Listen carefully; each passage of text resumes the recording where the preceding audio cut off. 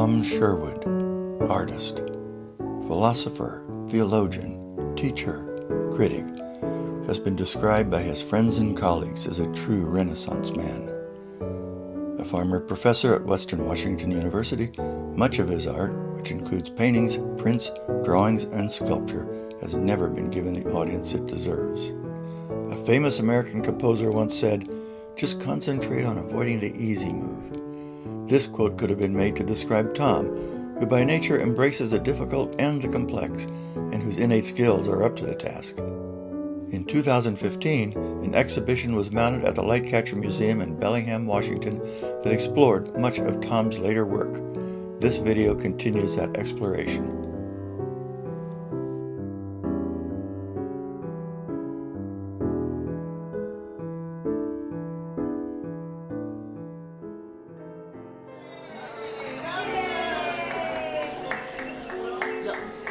Champagne for you? Yes. Of course. Well, this was my first foray after I quit teaching at Western Washington University and moved into my studio to do some work. And I had made a clay model of these figures when I worked in New York, and it was destroyed, and so I began again. I built a new lighting study out of clay from which this painting was created. This drawing was done in India ink on a gesso panel, and you can see the underdrawing right through the paint because the paint's very thin. But this was, and also I attempted to use the sort of primary and secondary colors to contrast the figures and to develop the color away from the open hand of the one figure. That was the open hand, which in the wood block that I had carved for the divinity school students. At this point, the three figures still had no title. It was just an untitled piece.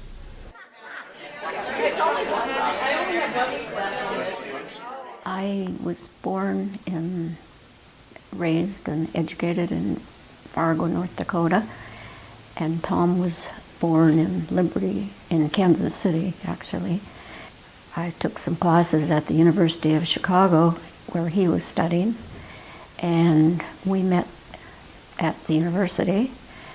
We decided to get married after about a year, and by 1960 in June we married, and tomorrow is our 55th wedding anniversary. In '61 we went to Mexico to live.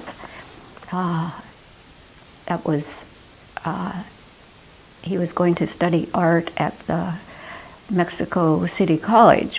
After that we went back to Chicago. This was 1963, I believe, and became interested in Friedrich Schleiermacher, a German theologian from the 18th century, and he had written a paper on aesthetics. Schleiermacher always fits into this indirectly, into his artwork. Yeah, well, it's an attempt to translate Schleiermacher's aesthetic, which was a long series of lectures that he delivered over many years at the Royal Institute in Berlin. This sculpture of the assistants was not conceived of as a sculpture. It arose from the lighting study in clay that I had created to paint the first picture that we addressed.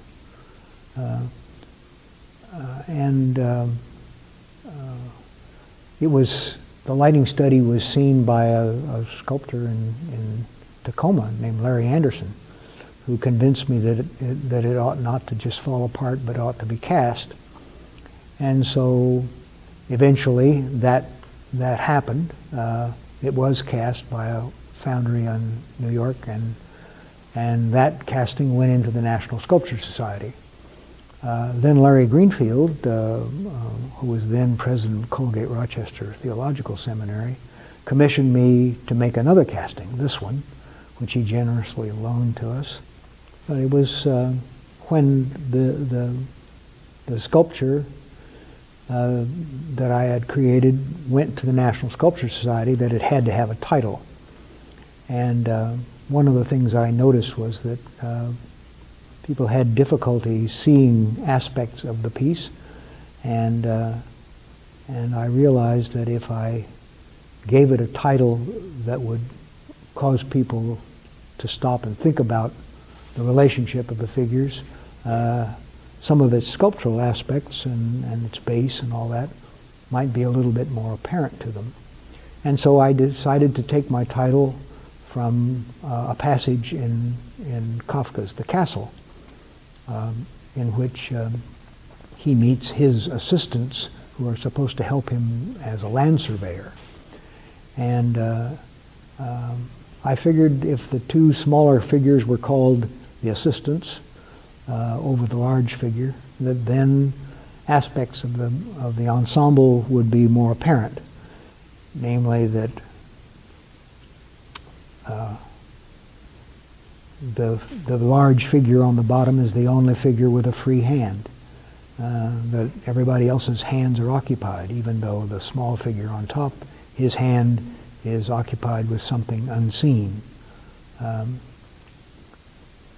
Clutching the unseen like that's not completely out of the ordinary. I just discovered that Salvador Dali's body of Christ against the Tesseract is also in this same position, clasping unseen nails that hold him to the fourth dimension.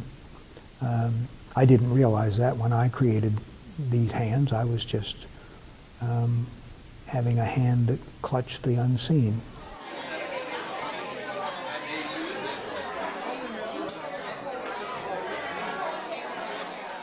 He'd heard about Fairhaven College at Western Washington University, and he'd been out here earlier in his youth and decided he really would like to live in Washington, so he interviewed and got the job at Fairhaven, and so then we came out here in 1970, and he started teaching at Fairhaven. In the meantime, I'd given him a class up at Western in Chinese paper folding, and so the Chinese wanted him to come there. So he went to China a couple times, but he stayed 1 year there and taught. I did not go to China, and I had a project here to build a house, and I had designed this house, and I had found this property which I love, and so I had designed it. There was some help from Tom, of course, but he was gone while I was having it built, and so he had lived in one house when he left and had to move into a new house when he came back. So it was quite a challenge for him. It was this empty lot which had a view of the bay, and so I put like 55 windows in the original house. After he'd come back and was here for a short time, we had to build a studio, and so that's was designed by somebody else, which was fortunate. And so it was a challenge to build a house when I didn't know what I was doing. Dorothy, had this built so that I could begin work on Apotheosis for Ron Benz, and Phil Hubert built the studio for us. And a lot of the equipment in the studio was built over the years. The workbench is modeled on Goss's bench work, and I started building it at Ben Salem, and brought it out here just as a table, and then it's gradually developed into a working bench. And the other tables over there were with the vise on it, and contains all my metalworking stuff. Was started in my studio in Liberty Street, as were all these cabinets this was one of the first panels that I built, and I built it actually years ago, and then I never did anything with it. And so when I had the opportunity to proceed to another picture after the show was mounted here in Bellingham, I decided to do this picture, do the man with a snake on this panel. And so it's an adaptation that I had worked on before. Actually, I'd done a silver point study of this figure, and a pencil study from Rick Brown, who was my favorite model over the years. And so now I'm in the process of applying different colored bowls, and for the first time I'm planning to burnish the bowl. I've got an agate burnisher, a flat agate burnisher, and I'm burnishing the bowl using two different colors of bowl, because the gold will look different depending upon what's underneath it, because the bowl's so thin, the gold's so thin. I'm not actually a tool collector, but I've over the years collected the tools that I needed to build panels like this, and I very quickly tried to keep them arranged so I had ready access to them when I was working. And I just sort of cobbled these cabinets together to hold the tools that I used. And contains my saws and levels and files and brace and bits and old wood-bodied planes, which I prefer to the heavy steel planes. Particularly if you happen to bang into something with the end of your plane, you don't damage your work. And then I had a smaller cabinet in my other studio that I kept all my chisels in, and over the years accumulated probably more chisels than I actually need, but I got some of these from Michael Strong when he closed up his shop. And so the clamps and stuff that I've used over the years to put things together. And then when I built my first studio, I had a friend of mine, Paul Schneider, who was an engineer out at the aluminum plant, helped me build a treadle sewing machine into a grinder so I can use, I don't have to have electric tools to grind my plane blades and my chisels and stuff like that. When Dorothy built this house, she put with a cupola in the top, and it was just storage space. And I wasn't even here, and so when I came home, all my books were up there on the floor. So I set about turning it into a study. And I put the cabinet drawers in so we could utilize this space, and they're on casters. So if I ever need to get in there to take the refrigerator out or whatever, it can be removed. It looks precarious, but I go up and down here all the time, so it's like second nature to me.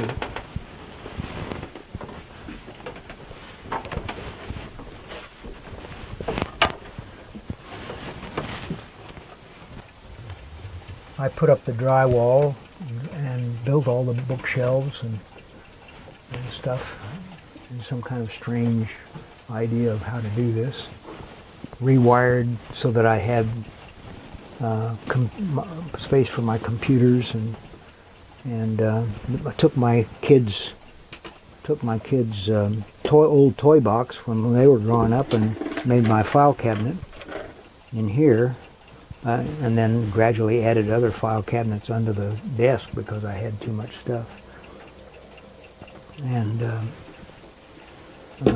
then at some point I moved my great-grandfather's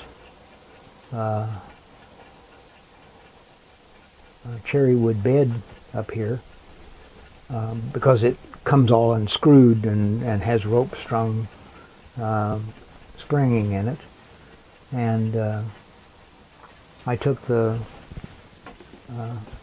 and there were never any posters on this bed, and but I'd seen a bed like this in Williamsburg that had posters, short posters, because there was for an attic room, and so Phil Hubert turned these posters for me, and I finished them to match. And oh gosh, most of these books that you see here were acquired when I was in graduate school, and then subsequently, because I like to do research in philosophy and theology and that sort of thing. And this lantern hung in our apartment in Mexico when Tally was born, and it's my bedside light. And this cabinet contains my son's desk front, which I built in the other house, and since it wasn't built in, I could take it out, and so all of this stuff was actually built for him in his room out of old pieces of oak and stuff. Just cobbling stuff together. Underwear drawer, whatever you need. It seems like a very tight space, but I like tight spaces, and it's quiet. I don't always keep this desktop open like this. It's just when I'm transcribing stuff or writing or something that I use this, and but it's made to go shut like this. So I have more room.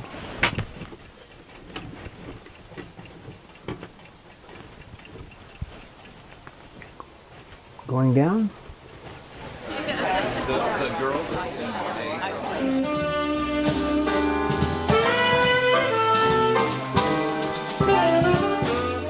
Say, well, if you want to know who modeled for the head and the forearms of the figure of Apollo, why all you had to do is go downstairs and look at the drummer.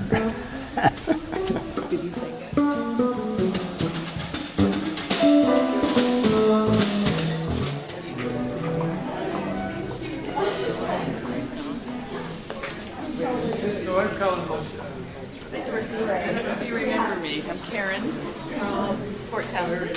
You came up with Margaret. Yeah, how are you? Here I am. Nice to see you. Did a good job of handling it. I haven't looked at it. Yeah. Came by my house the other day. Oh, yeah. I had taken Barbara to see a long time. But there wasn't anything there that, you told some sketches. And then when she started really realizing what it was, the whole attitude changed. These are studies for various aspects or details of projection, and those are part of the figure studies. This is an original idea cartoon for a Quest cover, and the subsequent picture of the drawing sketch for the painting that I made. These are studies of weeds from my yard that surround the figure in its final form when it becomes a full-blown pictorial composition. Some of the weeds and one of the moths, the large death's head moth that's in the lower right-hand corner of the finished picture.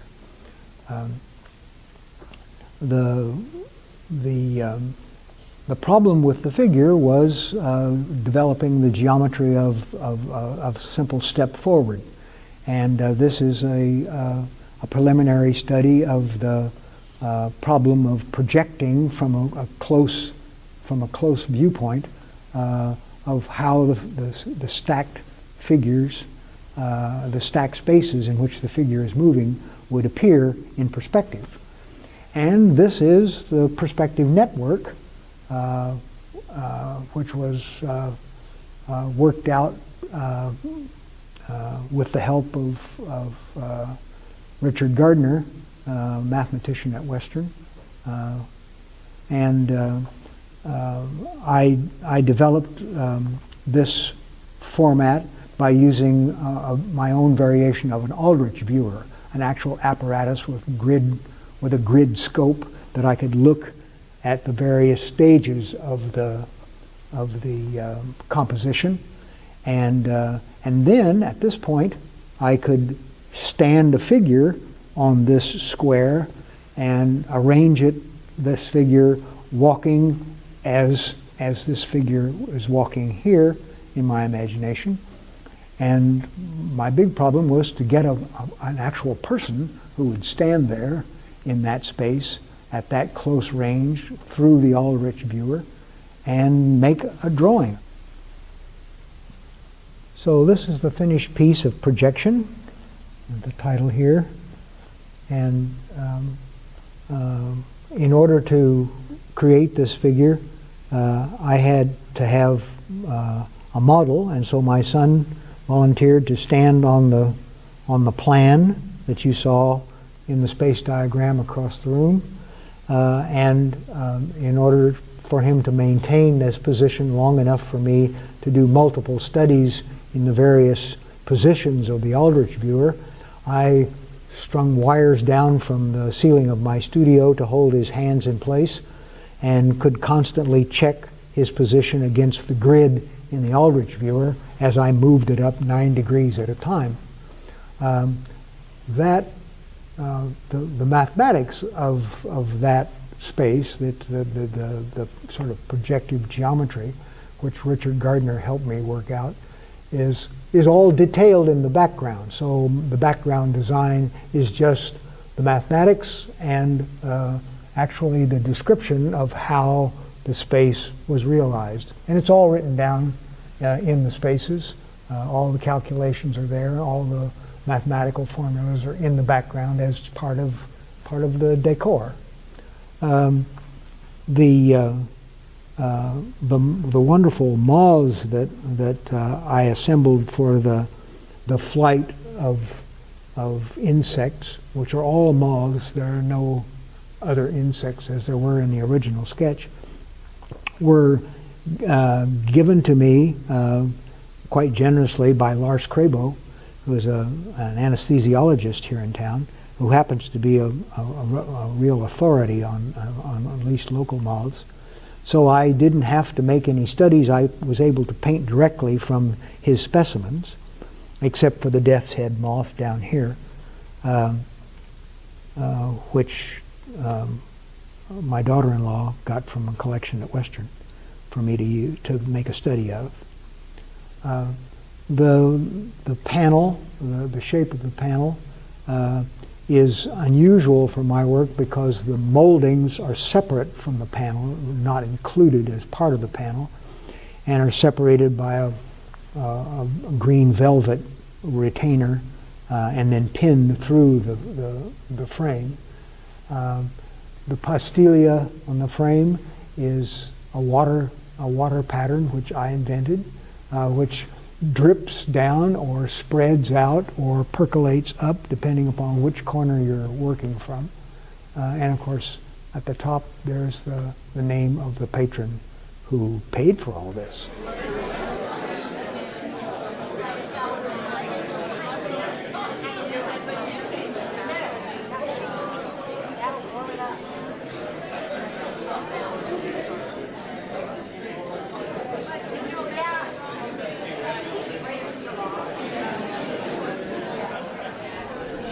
A furniture maker and friend Michael Strong and I were collaborating on some parlor screens that he wanted to build, and I made a bunch of different designs, and one of the ones that he was partially interested in was this Daphne and Apollo sequence, and I was inspired to this by a monotype that I had seen of Tom Wood's Heartworks piece of a man leaning back against a tree with contemplating a large heart.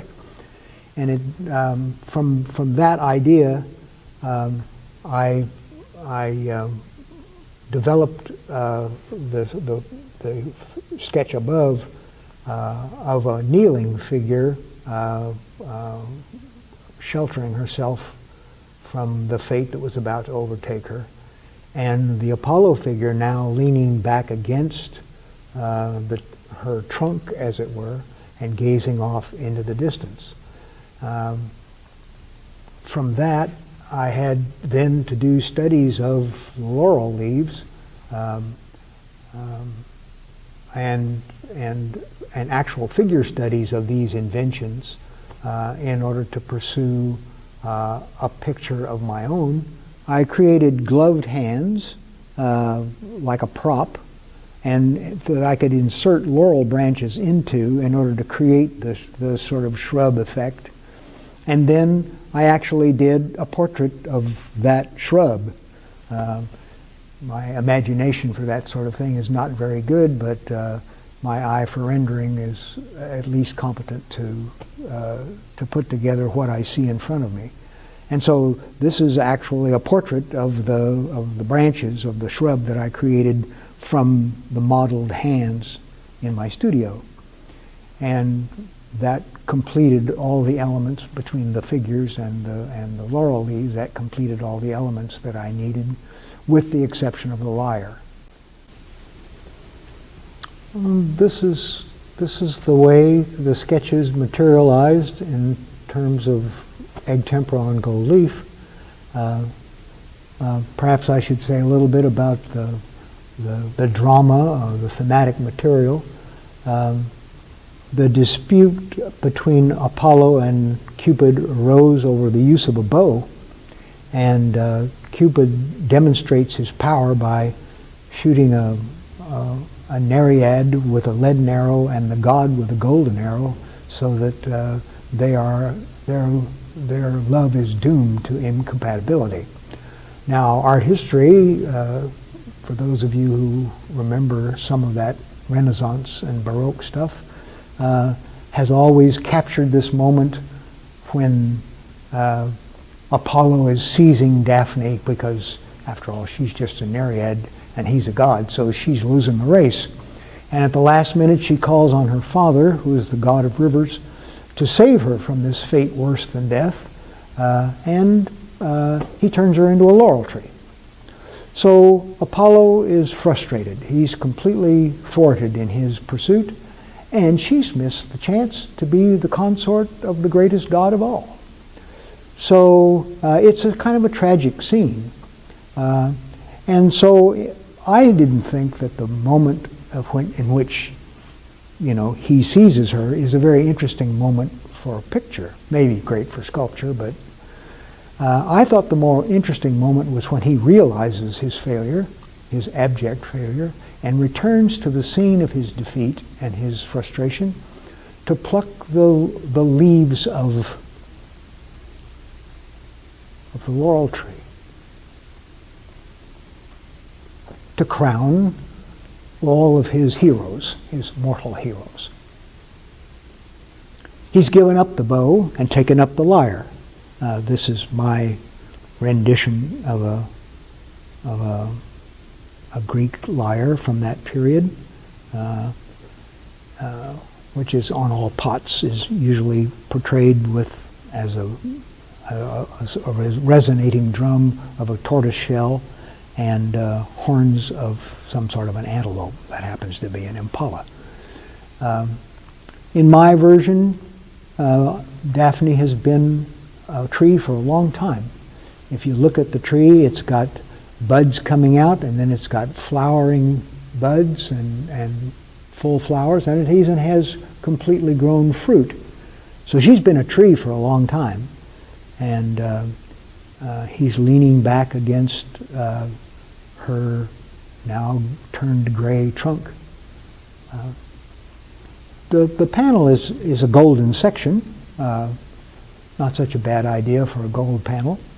The first part, the square part of the golden section, is right here at his eye line, where the title is.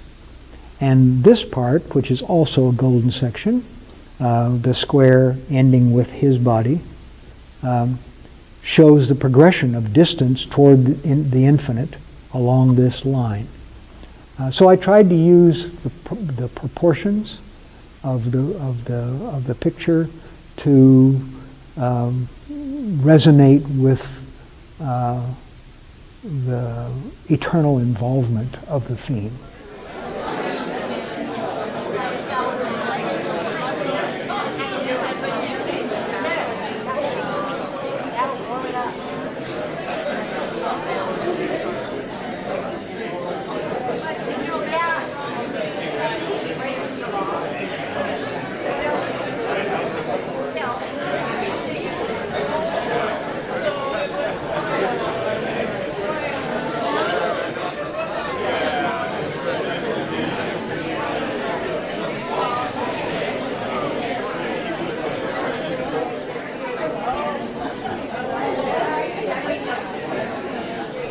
This version of the Assistants was commissioned by my generous and long-suffering patrons in Toronto, who had urged me to recast another number of the Assistants because they wanted the sculpture, and I didn't think I was even capable of making another sculpture like that. It's arduous work. But I was willing to revisit the theme and to revisit a panel painting at the same time, which is what this painting is. I had to rebuild a lighting study for it, but in this case I refined the sort of the prism-like background is actually three-dimensional. The frame is 1/4 of an inch higher than the picture plane, and the underdrawing is much more subtle, done in silver point, as was my custom by this time. It's the same proportions, but has much more sculptural relief than the earlier versions of the picture. Also, I was able to develop the idea of the colorlessness of this focal point in the picture, because by this time the LED had been invented, and I could actually place an LED in the clasp of the wax hand and not melt it the way a flashlight bulb would have done if I had tried that early on back in the 80s. So this was the last attempt to realize my idea of the Assistants, and very likely it will be the last attempt.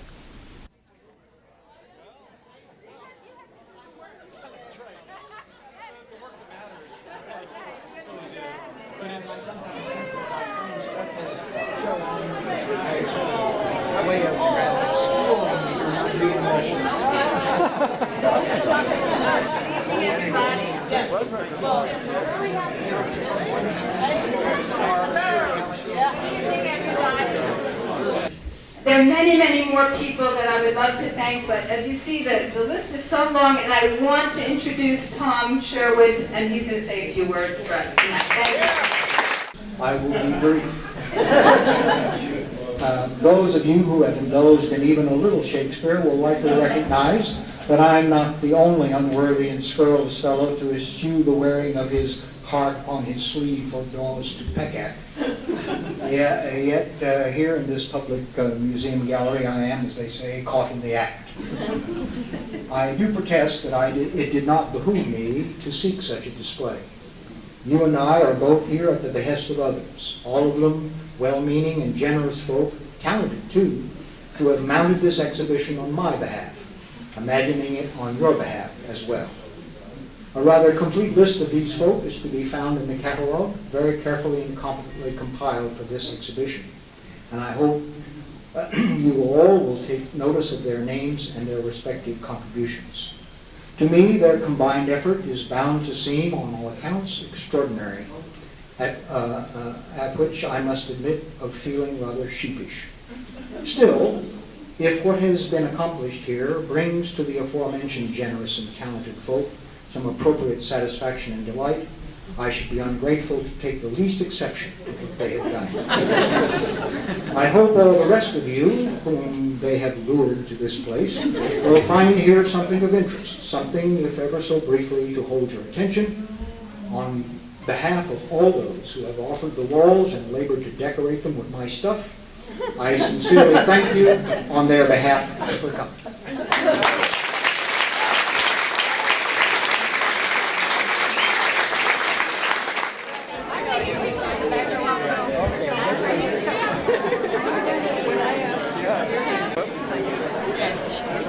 They gave her that.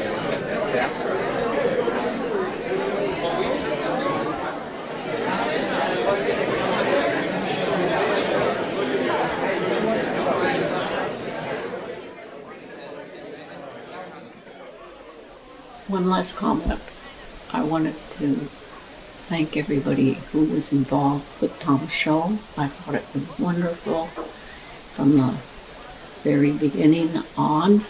It was put on by wonderful friends, and that I thought that they did a great job of, from hanging the show till picking the pieces, the whole getting started on it, and focusing on the pictures in gold leaf. That was the first time we were ever able to see the whole focus of the pictures in gold leaf that he's done, and it was a real thrill for me to see that. And I appreciate the way they hung the show, the way they raised money, the way everything was done about it. And so thank you to all the contributors and all the people that had something to do with the show. Thank you. Do you have a comment? That covers it. Okay. Tom was also very gracious throughout the whole thing, and I appreciate that.